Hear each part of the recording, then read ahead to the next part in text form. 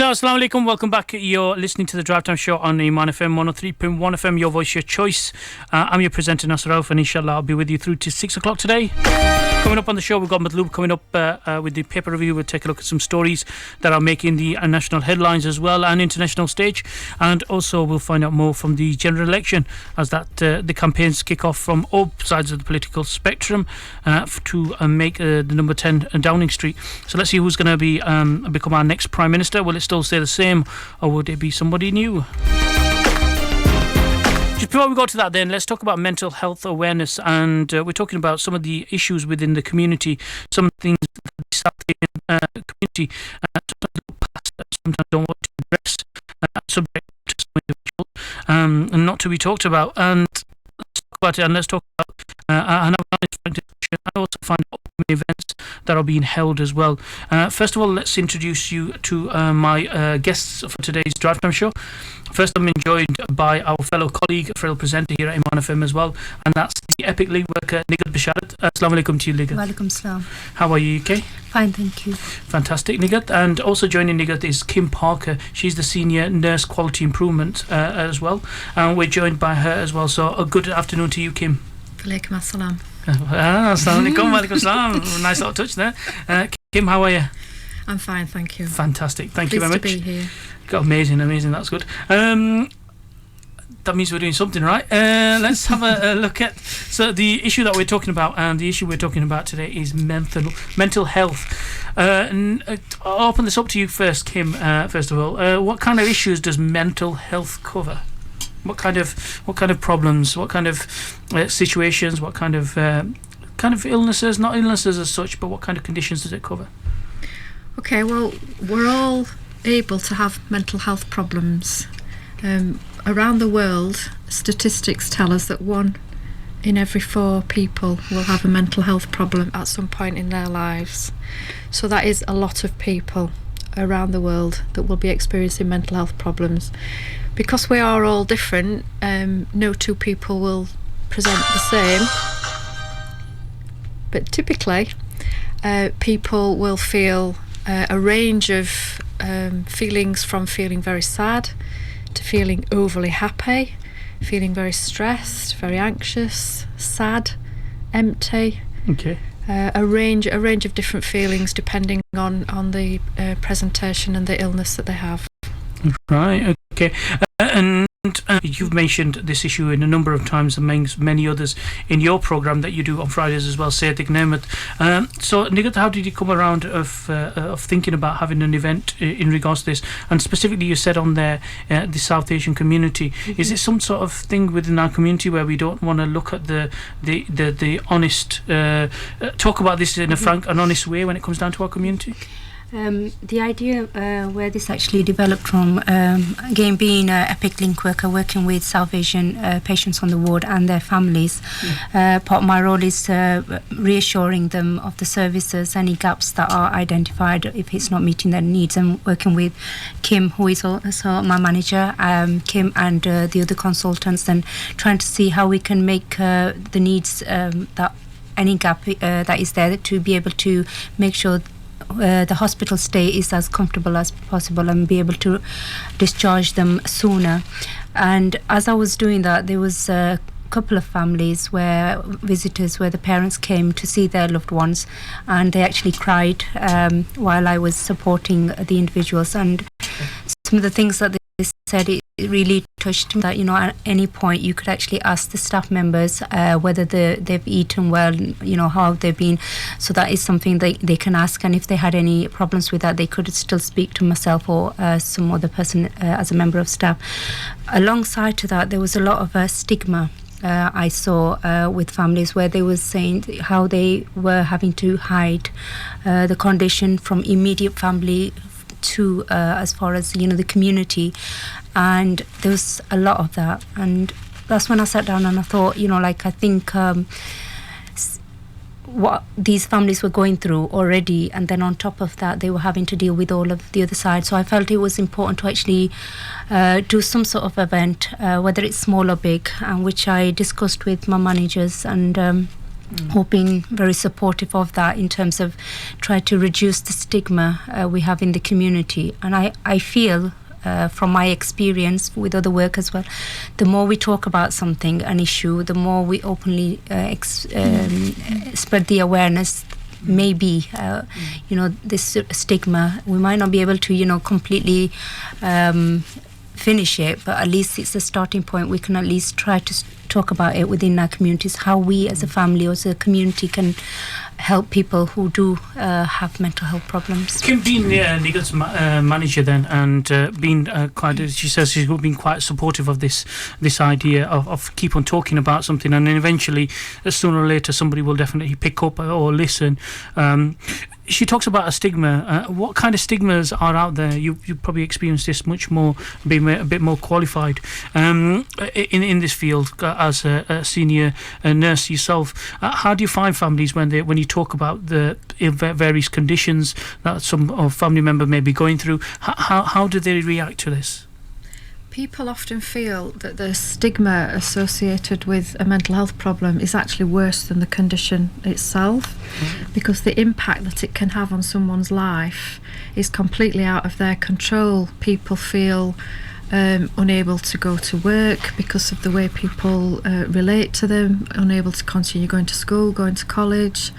They're isolated from the communities, from the family, their friends, maybe name called. People can be really, really unkind, and we need to talk about it. The future King of England this week came out talking about his own mental health and that of his brother and his family related to a bereavement. And people don't often feel that. We all suffer bereavements in our lives, don't we? And some people deal with it and some people don't. That's not a sign of weakness in anyone. It's just that they are more susceptible and need different kinds of support, and the support is there. So it's important that we help people to recognise that treatments are available, support is available, and we don't have to stigmatise people with a mental health problem.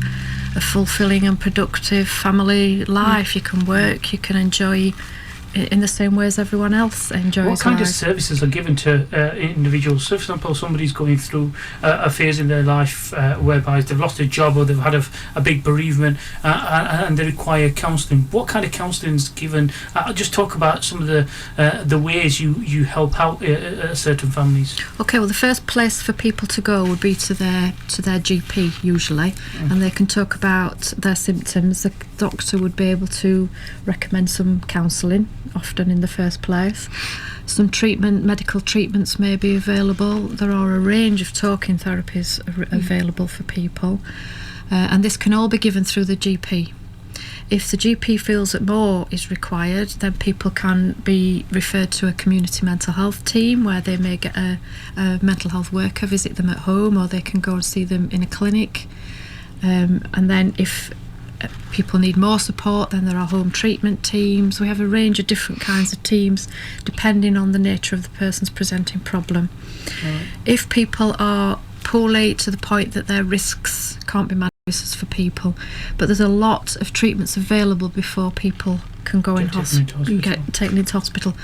Being taken into the hospital isn't the end of the road. It just means if we have a broken leg, we go into hospital.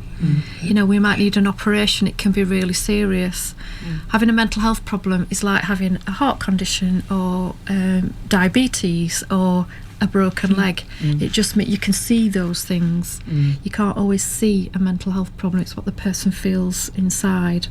There is absolutely no difference between a physical health problem and a mental health problem. They both deserve equal support, equal treatment. We wouldn't stigmatise someone with a heart condition, so why do we need to stigmatise someone with a mental health problem? Nighat, coming back to something that's been echoed there is the same as a physical problem. But when you're the event you've organised for this Saturday, where you're getting the community to attend and stuff, and people can find out more information on our Facebook Live page as well. This is there for those people that are on Facebook Live. But in regards to this event you've organised then, and you're saying 1 in 4, this 1 in 4 number, is this the amount of people that it affects day-to-day people, or is this just 1 in 4 of what is this 1 in 4? Is this just within the South Asian community?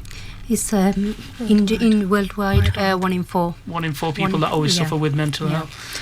At some time in their lives. Yeah. So it's not necessarily a permanent situation. Mm. Some people may have a health problem and get some treatment, get some support, and then never have a problem again. Other people may have a recurring situation where they will need to take some form of treatment for longer periods. And some people have to take medication for the rest of their lives, but not everyone. Okay. Not everyone. Everyone is different, and the sooner you get help, the better. And this awareness conference that you're designed to and you've put South Asian Mental Health Awareness Conference. So is this somehow, is it like slightly different when you're talking to the South Asian community? Because we're still at a perspective, Nighat, and I'll be honest with you, is where when certain illnesses occur, they think, well, it's come from God. It's come from God. God's going to fix us. God's going to do everything. But then they've kind of looked past the where there's a way of life suburb made for you for treatment. What do you have to say on that point? This is one of the reasons, just referring to time to change research. They did a research in London amongst the South Asian community, and some of the things that came out why they were saying, they've explored some attitudes specific to the South Asian community. Obviously the stigma is across the board, but why there's certain attitudes towards mental health which are different. It's like shame, or sometimes shame and fear and secrecy surround mental illness amongst the South Asian community. The causes of mental health problems are often misunderstood, like you've just mentioned. It's the will of God, so therefore they don't see that which I usually say on my programs as well, that if God is we are obviously, as a Muslim, I believe in Allah as one of Allah and everything. We do believe that something is if something happens or we're afflicted with something, but then Allah Ta'ala also has given us a brain to be able to if there are options and services or help out there, Allah Ta'ala says go and access them, do your bit as much as you can, and then leave everything to me.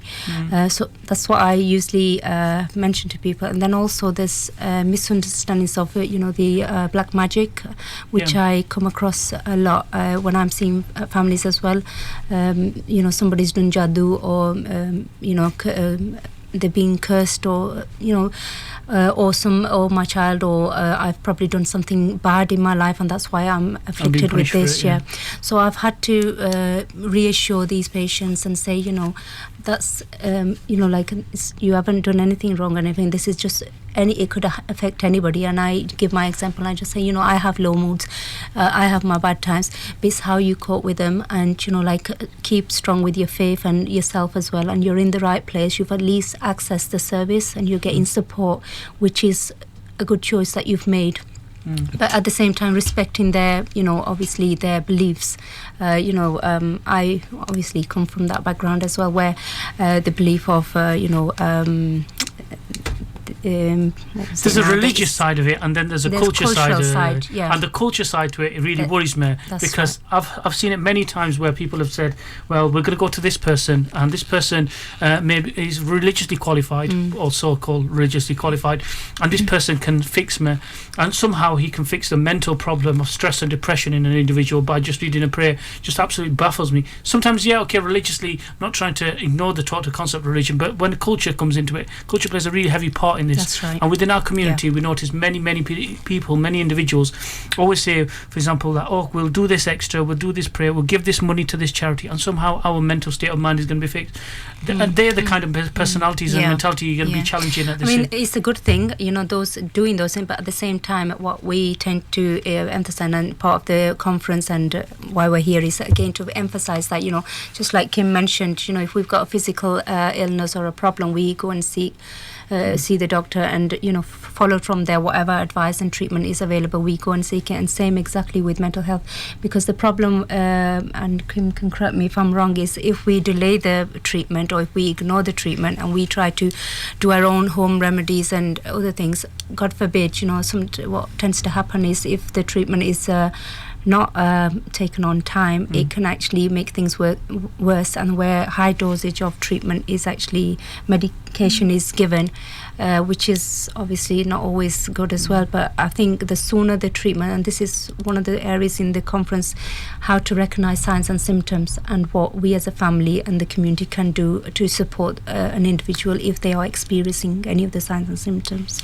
Kim, just coming to yourself, obviously nothing like we talk about a certain culture, a certain way of life, or a certain perspective, which you may or may not be able to relate to, but you would understand where, because it's certain things like, for example, well, that's this person's cursed me, or it's karma. It's something bad that I've done in my life, and now it's just coming to bite me in the future. So this is kind of, you'll be aware, you would have heard this given to you so many times as a senior nurse yourself as well, wouldn't you? Yes, definitely. And often these beliefs are passed down through family members, through elders, and through people who we trust and respect to tell us the right thing. So it is going to be very difficult to challenge some of these beliefs. But we want people to know that support is available, treatments are out there. You don't have to suffer in silence. The quicker you get help, the quicker you can get on with your life and live a normal life, and don't have to worry about this. And Nighat, just talk about the event in a bit more detail then. So on Saturday, what would be the format of the day? You've got quite a few hours there of stuff to get in there. What's going to be the order, and what are you going to be concentrating on? Yeah. We were just actually finalising the actual final programme today. So starting, we will have a registration with tea, coffee served, and opening will be Lord Nasir, who has thankfully, he's supporting the event fully, and he can only be present during the morning, so he will be attending. And then we've got our own chief executives, Clive Clark, Richard Bowmer, who will also be present on the day as well, and facilitated by Kim, the program. So we are making sure that everybody, the program finishes on time, and nobody goes over. Like, as we know, generally sometimes when speakers are on there, it does go over. They love the mic, and even though somebody is talking really, important stuff, because so much information just goes over your head. So we've bared that in mind as well, and we've tried to do it in a way that it's not just talking and making it too boring for people. So we've put in a bit of inspirational speakers who are coming all the way from out of Sheffield.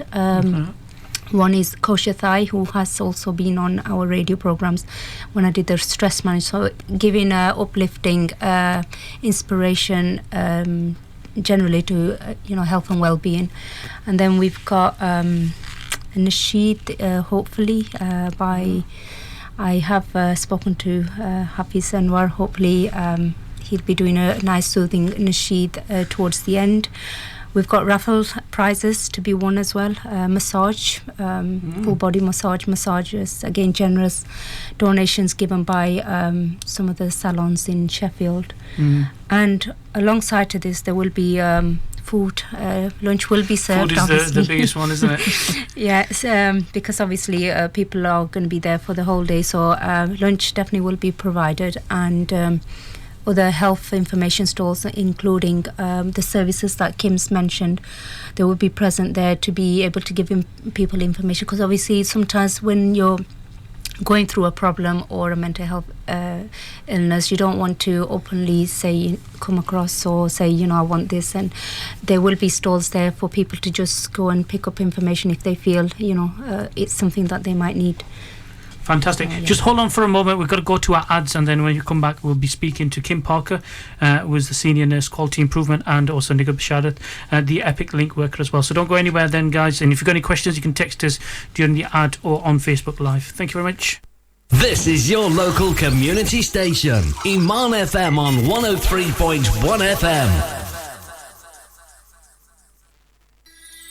In the process of working on your dreams, you are going to incur a lot of disappointment, a lot of failure, a lot of pain.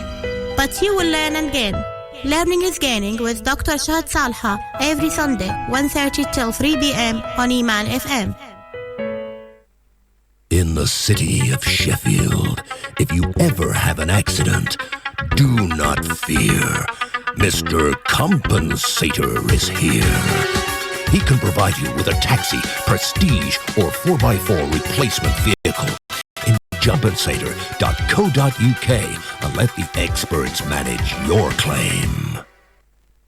जरा गड्डी रोको ये क्या भीड़ भड़क नजर आ रहा है हवलदार साहब ये सब जायका के लिए आए हैं वो जायका ये लोग जायका टेकअवे के जायकेदार खानों का जायका लेने आए हुए हैं फिश मसाला नान चिकन टिक्का नान लैम्ब टिक्का नान शीश टिक्का नान वो मैं सद के जाऊं वो जायका कबाब्स एंड स्वीट्स पर जायका से ताजा मिठाइयां और कढ़ाई गोश्त भी मिलता है जायका कबाब and sweets 2 to 4 Chippingham Place Sheffield telephone 01142425800 Zaika also at 66 Wellgate Rotherham telephone 01709 400. Assalamu alaikum, this is Khalil Mohammed coming to you with an urgent appeal. One Community has established the first Islamic education, deaf and special educational needs centre where deaf Muslims and non-Muslims can attend Islamic classes to learn more about Islam using sign language. However, this centre is under serious threat and we need your Qarz-e Hasna, a beautiful loan and your zakat to help us keep it open. Please visit our website islamfordeaf.co.uk, that's Islam, FORDEAF.co.uk or give us a call on 0121 291 7847. क्या आप radio presenter बनना चाहते हैं या media industry join करना चाहते हैं? अपनी आवाज के जरिए अपनी कम्युनिटी की खिदमत करने का सुनहरी मौका ईमान एफएम पर आइए हम आपको बनाएंगे रेडियो प्रेजेंटर स्टूडियो ट्रेनिंग से लाइव प्रोग्रामिंग तक की तरबियत हासिल करने के लिए राब्ता करें 0114242051 या ईमेल कीजिए info@imanfm.com Equity Law Chambers Solicitors. When your rights are at stake, you need experienced defence lawyers. The law firm of Equity Law. Our experienced team of professionals can assist you in all matters including family law, immigration, criminal law, drug offences, road traffic cases, fraud and money laundering. Call us today for expert advice on 01709 36 86 03 or visit us at elc-solicitors.co.uk. Equity Law Chambers Solicitors, advocating your rights. Had an accident, not your fault. Khan Solicitors, a team of professionals dedicated to winning you 100% compensation with free advice and assistance. Over 15 years of experience assisting you with road traffic. Sky News Centre at 5. The former boyfriend of TV star Fern McCann has been remanded in custody after appearing in court charged over an acid attack. 2 people have been left partially blind after what happened at a club in East London early on Easter Monday. Anna Jones reports. Arthur Collins, who was reportedly tasered as he was arrested, appeared at Thames Magistrates Court on crutches. He spoke only to confirm his details as he and another man faced 22 charges in total. Meanwhile, the 24-year-old's now ex-girlfriend Fern confirmed this morning she's pregnant. She says she's determined to have a happy child and face the challenges of being a single parent with all her energy. Campaigners are calling for the government to hurry up and introduce a diesel car scrappage scheme and clean air areas in cities. Ministers have applied for a court extension on a deadline for them to publish their plans. The previous one expired. The government says election rules forced the delay, but Labour's Shadow Environment Secretary Sue Hayman says that's nonsense. It is unacceptable to hide behind the election to delay publishing her plans. Cabinet Office rules are clear that purdah is not an excuse to delay acting on vital public health matters. On the election campaign trail, Jeremy Corbyn says Labour will never apologise for the closeness of its ties with trade unions, while the Lib Dems are describing UKIP's plans for a burqa ban and an end to new Islamic faith schools as horrifically heavy-handed. Leader Paul Nuttall insists the proposals promote integration in British society. Further suspects are being sought by police investigating the murder of a man hit by his own car in Greater Manchester. Mike Samwell, a former Royal Navy officer, was trying to stop thieves stealing it outside his home in Chorlton in the early hours of Saturday. It's understood that Sheffield United are in talks to re-sign Ched Evans. The fee's reportedly been agreed with Chesterfield for the former Wales striker. Following a retrial, Evans was found not guilty in October last year of raping a 19-year-old woman in 2011. That's the latest. I'm Charlie Max.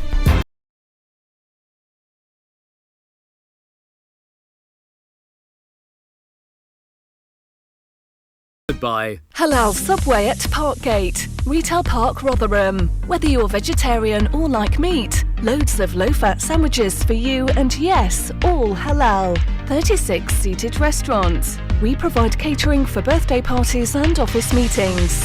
Have the sandwiches your way at Subway. Subway Halal at Stadium Way, Parkgate, Retail Park, Rotherham. Come to Subway. Come to Subway. Eat halal. Eat halal. Eat fresh. Eat fresh.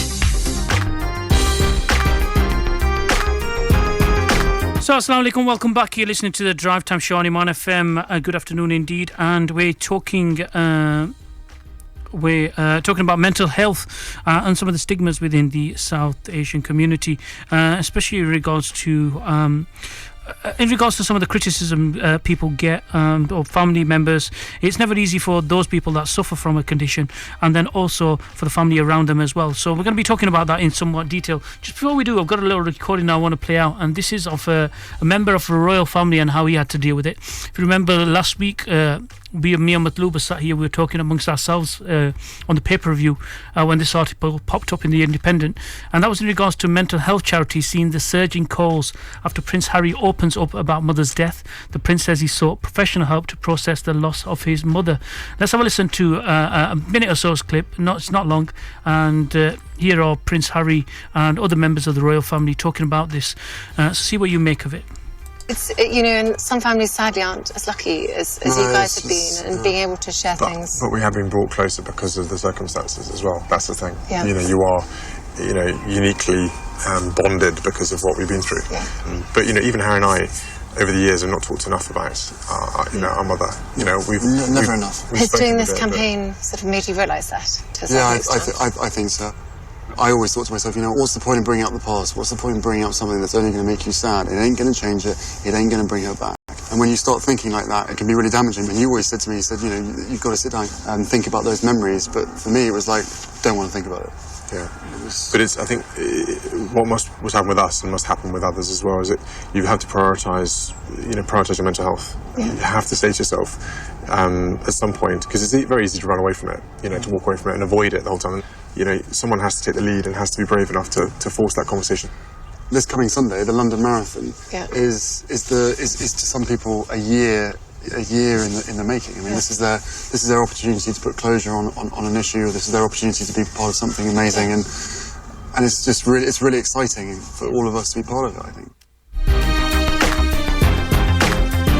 That's Prince Harry there, and so some of the things that he had to say in regards to the small episode that he went through in his life regarding the death of his mother, Princess Diana, if you remember, that passed away in Paris, in France, and so it must be very difficult to deal with, especially the death of a mother at such a young age as well.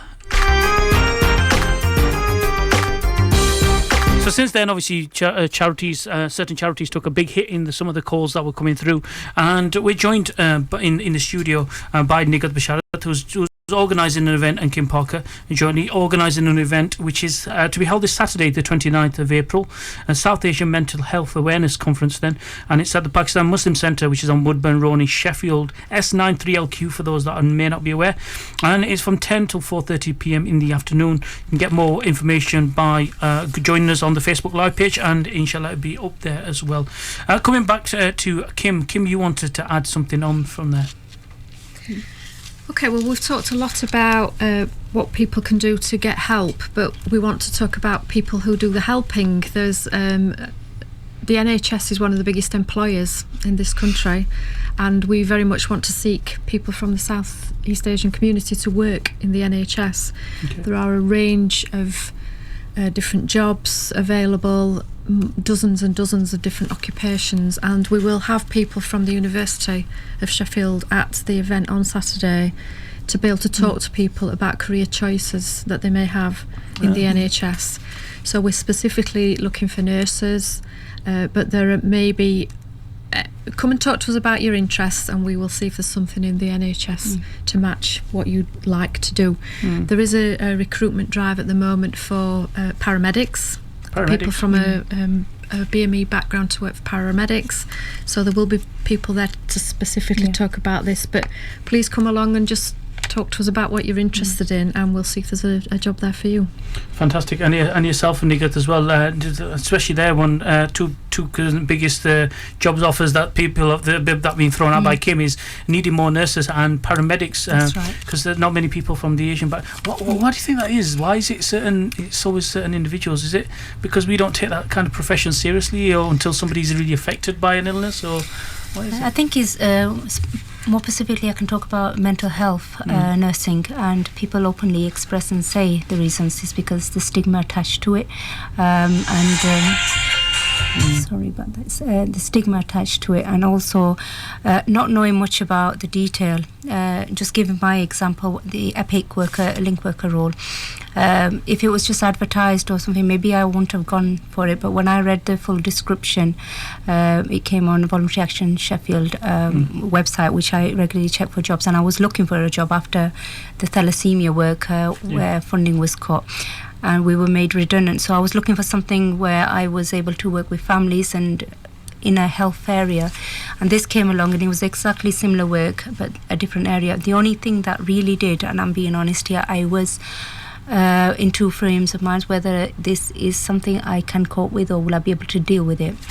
But when I came into the post, before post, I was afraid, I was scared, because the image that you have from media, from, in the community when you're talking about mental health, and you say, you're working up, these are, I'm just being open and honest, because these are the things that this is how people talk, and not very fond of the role that I was doing. But eventually when I started doing the work and, you have to, I think sometimes it's not knowing what is involved and how to cope. And I'll be honest, each person what I see, I really, it touches me, and it makes you realize life, that any time or any moment of your life you can be hit by something, and it can be temporary. The main thing that we're trying to address is, the key point is trying to seek for treatment and accessing services, because you can be recovered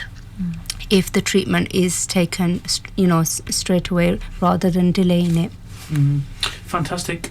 So this event then on Saturday, then on the 29th, this will be an opportunity for obviously people to hear uplifting and inspirational speakers.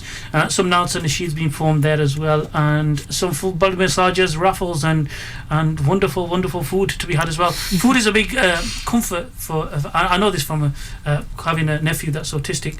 A lot of comfort food and stuff, and food helps you relax and does different things to you.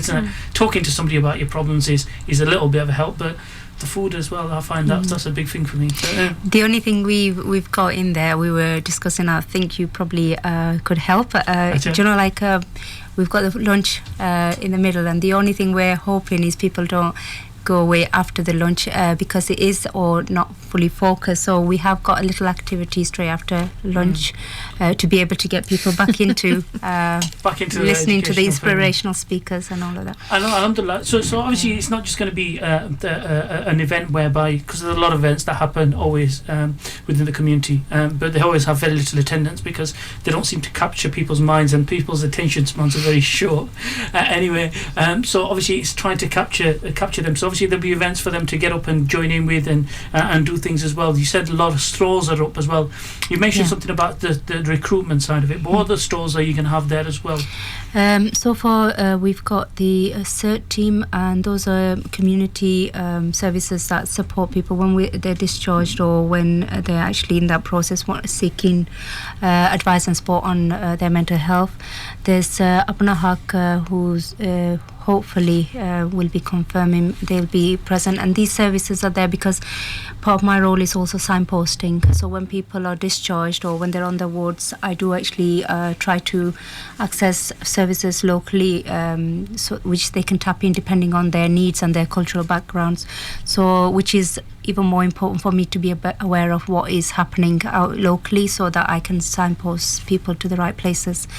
But yeah, there's various, and health trainers will be there as well. Fantastic, that's brilliant. We'll keep mentioning that out anyway. Any final thoughts, Kim, just before we go off? Please come along and bring your family and let us know that you're coming, so that we can make sure we cater for you. Fantastic, Kim. And Nighat, any final remarks? I will just add, if we can encourage your family, friends again, same. It is the first conference we're doing, and everyone's support is very much needed, as well as taking a lot from it as well. Jazakallah, thank you very much to both of you. You've been wonderful guests to have on the drive time, and best of luck for this event, and inshallah hopefully see you there as well on this Saturday. For those of you that just tuning in and you're not aware of what's happening, this is the mental health awareness program conference that is being held this Saturday. For those of you that are interested, 1 in 4 affects 1 in 4 people around the world, and it's all about mental health awareness. Saturday 29th April 2017, and it's the South Asian Mental Health Awareness Conference, which is free for all people to attend. All you've got to do is just ring up and confirm. You can ring Nighat Basharat on 07980 33534, and this event will be held at the Pakistan Muslim Centre. For those of you not aware where it is, it's Woodburn Road in Sheffield, S9 3LQ. It starts in 10 in the morning and 4:30 with wonderful dinner served as well for you guys there. Special emphasis on food. Thank you very much, ladies, and Jazakallah khair. Thanks very much. Let's go to a nice little track, and inshallah when we come back we will be on the airwaves, not on Facebook Live, and hopefully Matloob will be joining me as well, hopefully if he doesn't get lost in traffic.